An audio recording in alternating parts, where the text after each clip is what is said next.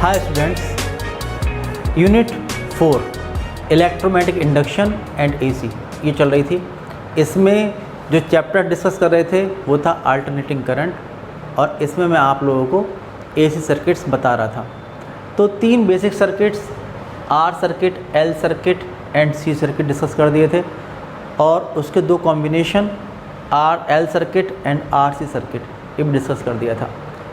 आज हम लोग डिस्कस करने वाले हैं एल सी सर्किट के बारे में, और जो बेसिक बातें थी वो देखिए लिखी हुई हैं। इसकी ज़रूरत पड़ेगी आप लोगों को कि आर सर्किट में वी और आई सेम फेज़ में होते हैं। एल सर्किट में जो फेज़ डिफरेंस होता है वी और आई के बीच का वो π/2 होता है, और वी लीड करता है करंट से, यानी करंट लैग करती है π/2 से। सी सर्किट में फिर से फेज़ डिफरेंस π/2 होता है, लेकिन यहाँ उल्टा होता है। यहाँ पर वी लैग करता है करंट आई को, यानी करंट लीड करती है वोल्टेज वी को π/2 से। तो आज हम लोग डिस्कस कर रहे हैं एल सी सर्किट। देखिए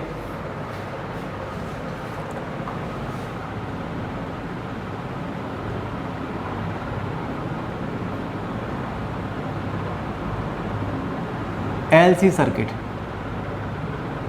ए C circuit containing a series combination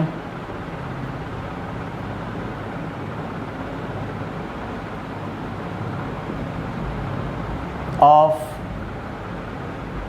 pure inductor and perfect capacitor।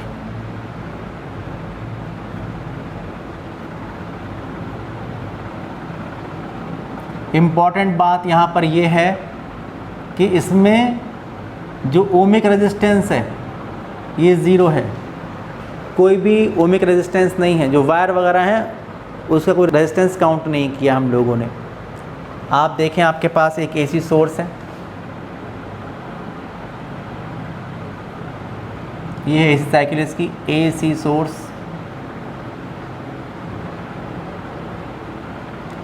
AC source से सीरीज कॉम्बिनेशन में एक इंडक्टर और एक कैपेसिटर आपको कनेक्ट करना है। ये इंडक्टर जगह छोड़ दी और ये कैपेसिटर की। एसी सोर्स का जो सोर्स वोल्टेज है, सोर्स वोल्टेज है V = V0 sin ω t, ये सोर्स वोल्टेज है। यहाँ पर आप लगा दिया एक कॉइल जिसका सेल्फ इंडक्टेंस L है। यहाँ पर लगा दी एक कैपेसिटर जिसकी कैपेसिटेंस C है। जब ये पॉजिटिव, ये टर्मिनल नेगेटिव, तो करंट फ्लो होगी ऐसे। जब ये पॉजिटिव हाफ साइकिल बाद और ये नेगेटिव, तो करंट फ्लो होगी ऐसे। फर्स्ट हाफ साइकिल में यहाँ पर करंट ऐसे, सेकंड हाफ साइकिल में करंट ऐसे, ये फ्लो होगी। इसलिए मैं एक डॉट से रिप्रेजेंट कर रहा हूँ करंट को, डायरेक्शन शो नहीं कर रहा हूँ। यहाँ पर आप देखिए कि सीरीज़ कॉम्बिनेशन है, इसलिए करंट, जो करंट इस इंडक्टर L में होगी वो इस कैपेसिटर C में होगी। वोल्टेज सेम नहीं होंगे। सीरीज़ कॉम्बिनेशन है, करंट सेम होती है, वोल्टेज सेम नहीं होते हैं। इसके अक्रॉस अगर वोल्टेज जो है ये है VL, इसके अक्रॉस जो वोल्टेज है ये है VC, तो ये होता है I into resistance, I into resistance. इसका रेजिस्टेंस होता है XL, याद होगा आपको, इंडक्टिव रिएक्टेंस कहते हैं इसके रेजिस्टेंस को, तो I इंटू XL। और इसका जो रेजिस्टेंस होता है इसको हम कैपेसिटिव रिएक्टेंस कहते हैं, X∗C से रिप्रेजेंट करते हैं, तो होगा X∗C, ये हो जाएगा। तो ये है इतना, ये हो गया VL, ये हो गया VC। ओके, अब आप लोगों को वही 4 बातें निकालनी होती जो हम बता चुके हैं आप लोगों को। तो स्टार्ट करते हैं जल्दी से। सबसे पहले बनाएंगे इसका फेज़र डायग्राम। देखिए फेज़र डायग्राम जो बनेगा उसमें आप देखिए यहाँ पर R तो है नहीं, लेकिन करंट तो है, जो कॉमन है करंट, जो करंट I इसमें वही करंट I इसमें। तो आप देखिए जो I है उसको आप बना लीजिए अलोंग X एक्सिस, ये है करंट। फिर आप आइए वोल्टेज में। अब आप देखिए एल सर्किट में अगर करंट आई ये है तो वोल्टेज लीड कर रहा है π/2 से। इसमें देखिए करंट अगर आई है तो वोल्टेज VL लीड करेगा π/2 से। ये वोल्टेज VL है जो लीड करेगा इस वो पॉइंट पर। फिर आप आ जाइए C सर्किट में, करंट I है और जो वोल्टेज है VC, तो VC अगर लैग करेगा, करंट को लैग करेगा π/2 से, ये लैग करेगा π/2 से, VC ये लैग किया। अब आप जानते हैं कि जो VL और VC हैं रोटेटिंग वेक्टर्स की फॉर्म में हमने इसको रिप्रेजेंट किया है, यानी वेक्टर क्वांटिटी है, इसलिए जो रिजल्टेंट वोल्टेज होगा, पहली चीज़ हम निकालते हैं वोल्टेज, जो नेट वोल्टेज होगा हमारे पास होगा वो नेट वोल्टेज इनका VL का और VC का वेक्टर सम होगा। दोनों वेक्टर कैसे हैं, अपोजिट डायरेक्शन में, इसलिए इसमें से इसको सब्ट्रैक्ट कर देंगे, तो VC को सब्ट्रैक्ट कर देंगे तो ये बचेगा। जब VC को सब्ट्रैक्ट कर दिए यहाँ से तो ये बचा,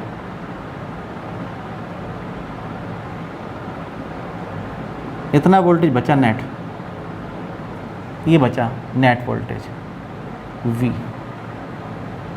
ये तो बचा, ये बचा ना, VC को सब्ट्रैक्ट कर दिया VL में से तो ये बचा V। कितनी वैल्यू होगी इसकी, VL माइनस VC,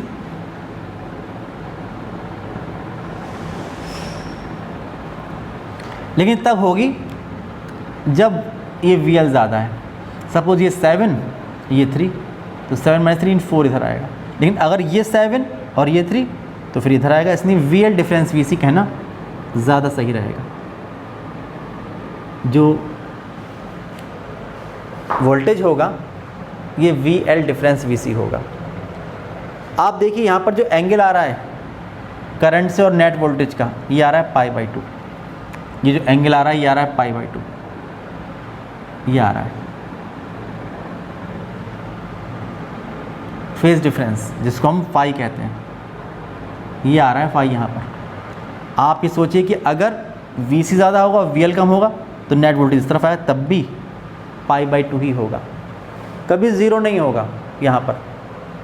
अब आप जो बातें निकालनी होती है वो निकाल लीजिए। आप देखिए, हम पहली बात करते हैं नेट वोल्टेज की, तो आप लिखेंगे कि नेट या रिजल्टेंट वोल्टेज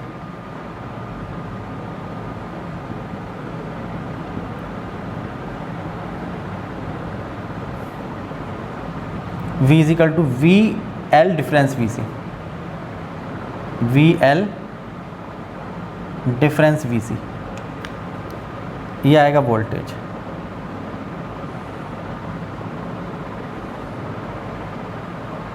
फिर आप निकालते हैं, आपको चाहिए होती है इम्पीडेंस, यानी V/I। अगर एलिमेंट एक से ज़्यादा है, अगर R है तो ओमिक रेजिस्टेंस R से रिप्रेजेंट करते हैं, अगर केवल इंडक्टर है XL से रिप्रेजेंट करते हैं, इंडक्टिव रिएक्टेंस कहते हैं। अगर केवल C है XC से रिप्रेजेंट करते हैं, कैपेसिटिव रिएक्टेंस कहते हैं। और अगर एलिमेंट ज़्यादा है एक से तो उसको हम लोग Z से रिप्रेजेंट करते हैं, इम्पीडेंस कहते हैं। तो अब हमें Z निकालना है, तो आप कैसे निकालेंगे, जहाँ पर VL है वहाँ पुट कर दीजिए I इंटू XL, जहाँ VC है वहाँ पुट कर दिए I इंटू XC, और I कॉमन लेके यहाँ ले आइए, V/I कर दिए, Z निकल आएगा। आप लिखेंगे कि पुटिंग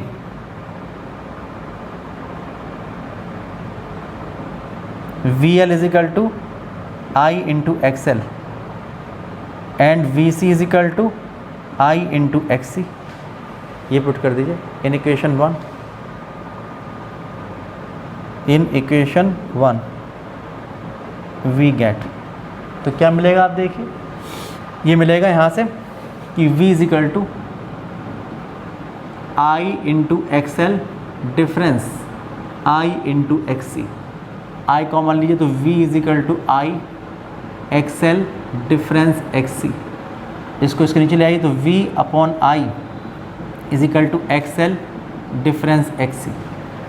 तो यहाँ पर जो V/I है ये हुआ Z, आप लेंगे but V/I is equal to Z, hence impedance of LC circuit जगह Z is equal to XL difference XC. आप जानते हैं एक्सएल होता है ओमेगा एल और एक्सी होता है 1 ओमेगा सी, पढ़ा चुका हूँ आप लोगों को। तो z इज इक्वल टू होगा omega L difference 1 omega C, ये हो जाएगा। ओमेगा होता है 2 पाई एफ, तो ये भी कह सकते हो आप लोग कि z is equal to 2 pi F L difference 1/2 pi F C. तो इसमें से कोई भी आप फॉर्मूला यूज़ करेंगे तो आपको इस सर्किट का इम्पीडेंस मिल जाएगा।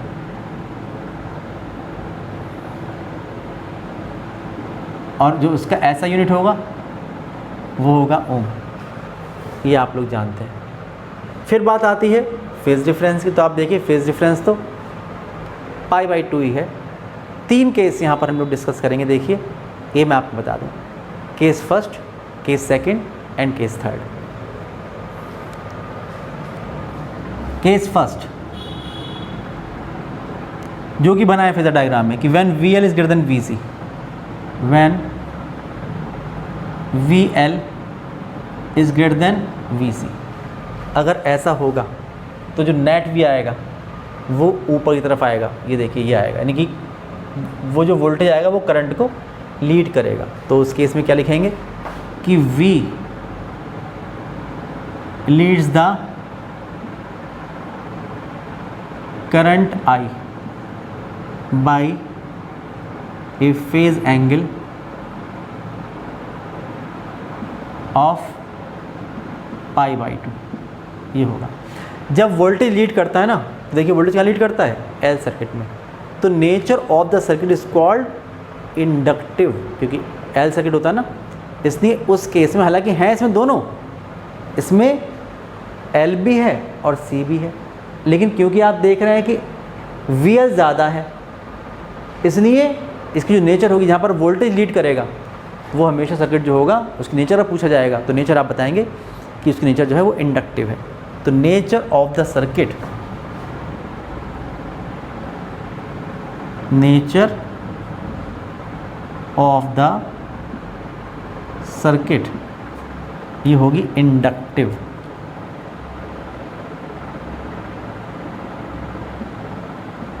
फिर केस सेकेंड आप आ जाइए। केस सेकेंड में देखिए कि when VL is less than VC,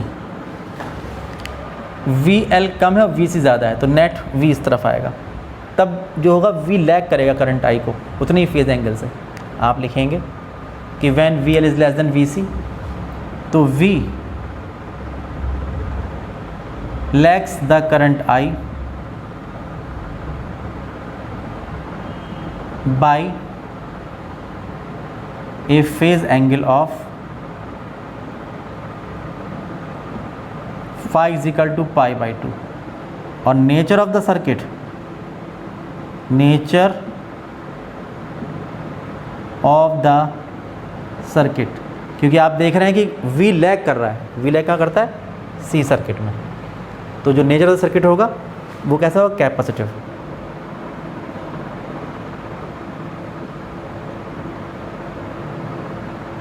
और केस थर्ड देखिए,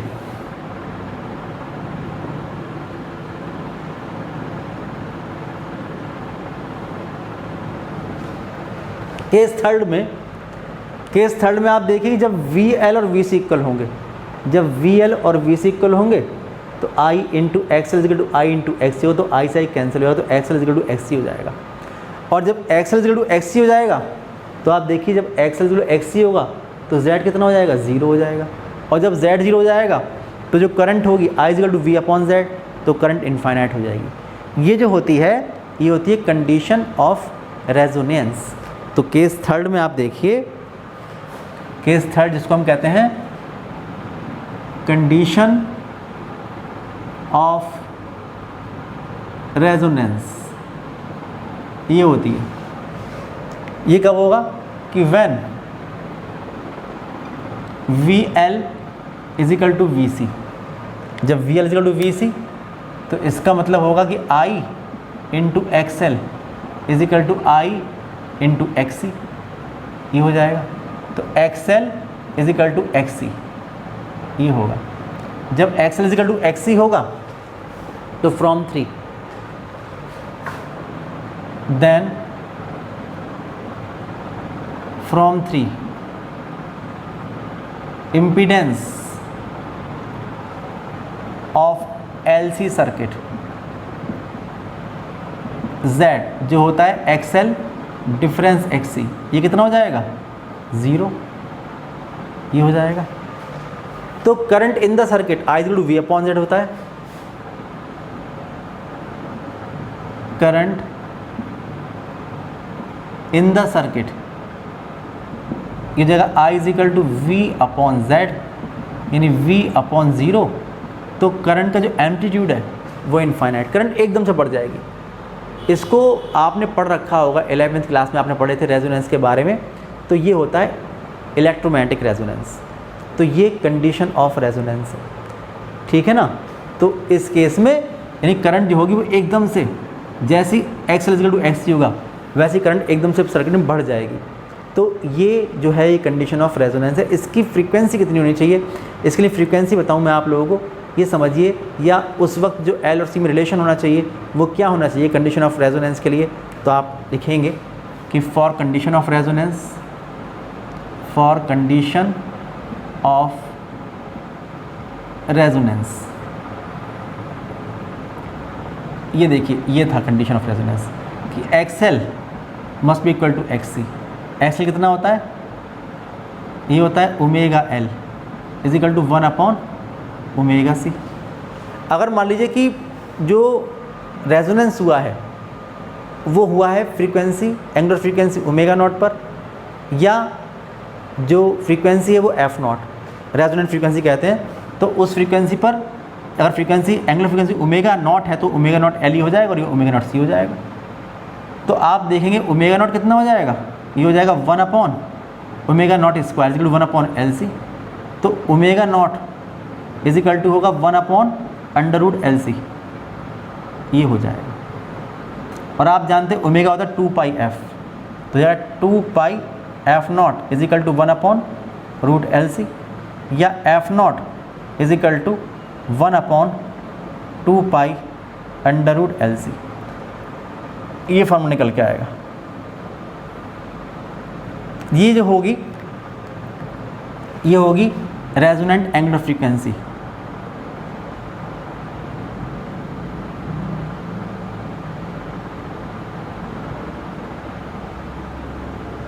और ये होगी रेजोनेंट फ्रीक्वेंसी।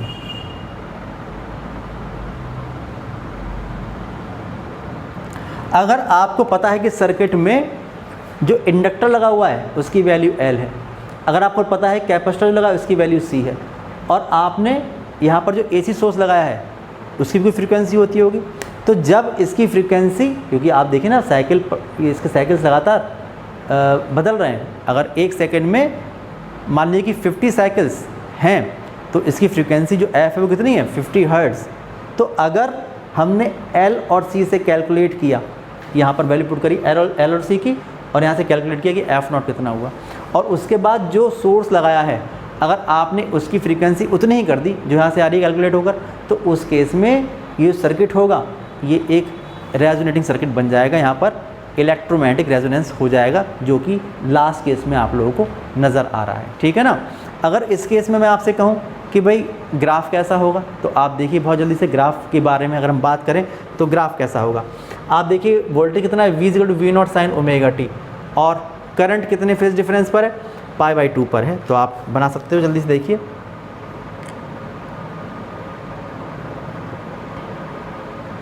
ये वोल्टेज और ये ओमेगा टी, तो साइन कर्व ये चलेगा, ये होगा V नॉट, ये होगा माइनस V नॉट, ये तो निकल के आएगा।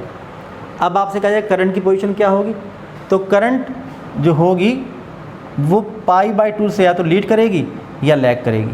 अगर लीड करेगी मान लेते हैं हम लोग, तो करंट चलेगी ये,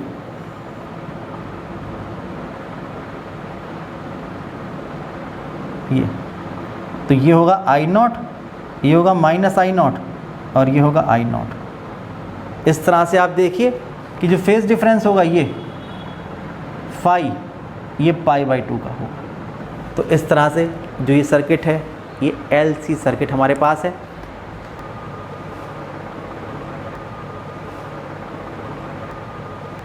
नेक्स्ट वीडियो में हम लोग जो लास्ट सर्किट है LCR सर्किट उसको डिस्कस करेंगे। तब तक के लिए बाय बाय।